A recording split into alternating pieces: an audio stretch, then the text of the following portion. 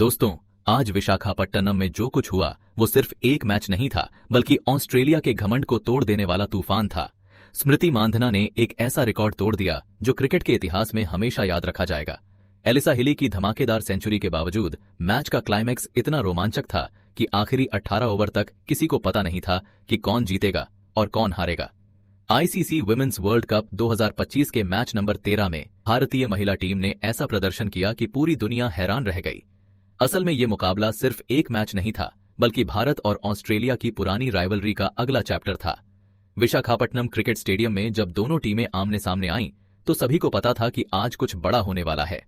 ऑस्ट्रेलियाई कप्तान ने टॉस जीतकर पहले फील्डिंग का फैसला लिया और उन्हें लगा कि भारतीय बल्लेबाजों को दबाव में रखना आसान होगा, लेकिन जो तूफान आने वाला था उसकी कल्पना शायद किसी ने नहीं की थी। भारतीय ओपनर्स क्रीज पर उतरे और पहली ही गेंद से उनका इरादा साफ था। आज रुकना नहीं है, आज बाउंड्री बनानी है, आज रिकॉर्ड तोड़ने हैं। और फिर शुरू हुआ वो सिलसिला जिसने ऑस्ट्रेलियाई गेंदबाजों की नींद उड़ा दी।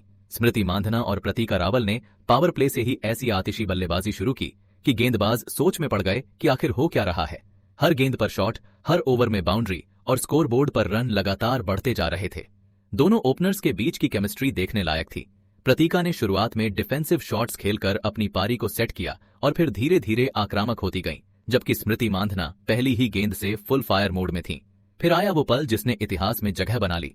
स्मृति मांधना ने अपने ओडीआई करियर के 5000 रन सिर्फ 112 इनिंग्स में पूरे कर लिए और वो बन गईं विमेन्स क्रिकेट हिस्ट्री की सबसे तेज 5000 रन बनाने वाली बल्लेबाज। ये सिर्फ एक आंकड़ा नहीं था, ये था भारतीय क्रिकेट का एक नया अध्याय। स्मृति ने 66 गेंदों में 80 रन की शानदार पारी खेली और हर शॉट में दिखाया कि उन्हें क्वीन ऑफ ऑफ साइड क्यों कहा जाता है। स्मृति और प्रतीका ने मिलकर ऑस्ट्रेलिया साथ है के खिलाफ 150 से ज्यादा रन की पार्टनरशिप बनाई और दोनों बन गईं पहली भारतीय ओपनर जोड़ी जिसने ऑस्ट्रेलिया के खिलाफ ऐसा कमाल किया। प्रतीका ने 86 गेंदों में 75 रन बनाए और यह साबित कर दिया कि वह सिर्फ सपोर्टिंग रोल में नहीं, बल्कि खुद भी मैच का रुख बदलने की क्षमता रखती। जब टॉप ऑनर्डर ने इतनी शानदार शुरुआत दी, तो मिडिल ऑनर्डर ने भी पीछे नहीं हटने का फैसला किया। हरलिन देओल ने 42 गेंदों में 38 रन बनाए और दिखाया कि नई पीढ़ी बड़े मौकों पर जिम्मेदारी उठाने के लिए पूरी तरह तैयार है। कप्तान हरमनप्रीत कौर ने भले ही सिर्फ 17 गेंदों में 22 रन बनाए हों, लेकिन उनकी आक्रामक मानसिकता से साफ था कि टीम का लक्ष्य 330 के पार पहुंचना है। इसके बाद निचले क्रम ने भी जबरदस्त बल्लेबाजी की। जैमीमा रॉड्रिग्स ने 21 गेंदों में 33 रन, ऋचा घोष ने 22 गेंदों में 32 रन और अमनजोत कौर ने 12 गेंदों में 16 रन की तेज पारी खेली। हर बल्लेबाज का एक ही मकसद था, रन बनाना और तेजी से बनाना। नतीजा ये हुआ कि भारत की पूरी टीम 29वें ओवर में 330 रनों पर ऑल आउट हुई और यह स्कोर किसी टोटल से बढ़कर एक चुनौती, एक संदेश, एक धमकी बन गया कि आज ऑस्ट्रेलिया को भी पसीना आने वाला है। ऑस्ट्रेलियाई गेंदबाजों की हालत देखने लायक थी। एनाबेल सदरलैंड ने 40 रन देकर 5 विकेट लिए और लगातार कोशिश की कि भारतीय बल्लेबाजों को रोका जाए, लेकिन भारतीय बैटिंग का तूफान थामना आसान नहीं था। सोफी मोलिनेक्स ने 57 रन देकर 3 विकेट लिए, ऐश गार्डनर ने 40 रन देकर 1 विकेट और मेगन शूट ने 47 रन देकर 1 विकेट हासिल किया। लेकिन इकोनॉमी रेट देखकर साफ था कि भारतीय बल्लेबाजों ने ऑस्ट्रेलियाई बॉलिंग अटैक की धज्जियां उड़ा दी थीं। सोशल मीडिया पर फैंस के रिएक्शन आने लगे। कुछ कह रहे थे कि भारत ने बहुत ज्यादा रन बना लिए हैं, जबकि कुछ का मानना था कि ऑस्ट्रेलिया की टीम फॉर्म में है तो ये स्कोर भी चेज कर सकती है। क्रिकेट एक्सपर्ट्स की राय बंटी हुई थी, लेकिन एक बात पर सब सहमत थे, आज का मैच क्रिकेट इतिहास के सबसे यादगार मुकाबलों में से एक रहेगा। और फिर शुरू हुआ दूसरे इनिंग्स का असली ड्रामा, जहां सस्पेंस, थ्रिल और एड्रेनालिन तीनों अपने चरम पर थे। तीनों 31 रनों के विशाल लक्ष्य का पीछा करने उतरी ऑस्ट्रेलियाई टीम के लिए यह टास्क आसान नहीं था, लेकिन नामुमकिन भी नहीं। जैसे ही एलिसा हिली और फीबे लिचफील्ड क्रीज पर आईं, पहली ही गेंद से साफ हो गया कि ये दोनों हार मानने नहीं आई हैं, बल्कि मुकाबला छीनने आई हैं। पावर प्ले में दोनों ने इतनी आक्रामक शुरुआत की कि भारतीय गेंदबाजों को लगने लगा शायद 330 रन भी कम साबित होंगे। सिर्फ 8 ओवरों में दोनों ने मिलकर 50 से ज्यादा रनों की साझेदारी पूरी कर ली और 10 ओवर के बाद स्कोरबोर्ड पर चमक रहे थे 82 रन बिना किसी विकेट के नुकसान के। स्टेडियम में सन्नाटा छा गया, भारतीय फैंस की धड़कनें तेज हो गईं और सोशल मीडिया पर मीम्स की बाढ़ आ गई। भारत ने रन तो बनाए, लेकिन शायद डिफेंड नहीं कर पाएगी। लेकिन 12वें ओवर में आई पहली राहत की सांस जब रेणुका सिंह ने फीबे लिचफील्ड को 40 रनों पर पवेलियन भेज दिया। भारत को पहली सफलता मिली, लेकिन ये राहत ज्यादा देर नहीं चली, क्योंकि अब मैदान में आई एलिसा पेरी। पेरी ने हिली के साथ मिलकर ऐसा कॉम्बिनेशन बनाया कि मैच दोबारा ऑस्ट्रेलिया की मुट्ठी में लौटता दिखने लगा। हिली जैसे आग पर थीं, हर गेंद पर शॉट, हर शॉट पर बाउंड्री। 14वें ओवर में हिली ने सिर्फ 33 गेंदों में अपनी हाफ सेंचुरी पूरी की और स्टेडियम में बैठे ऑस्ट्रेलियाई फैंस खुशी से झूम उठे। 15वें ओवर में स्कोर 100 के पार पहुंच गया और रन रेट पूरी तरह कंट्रोल में था।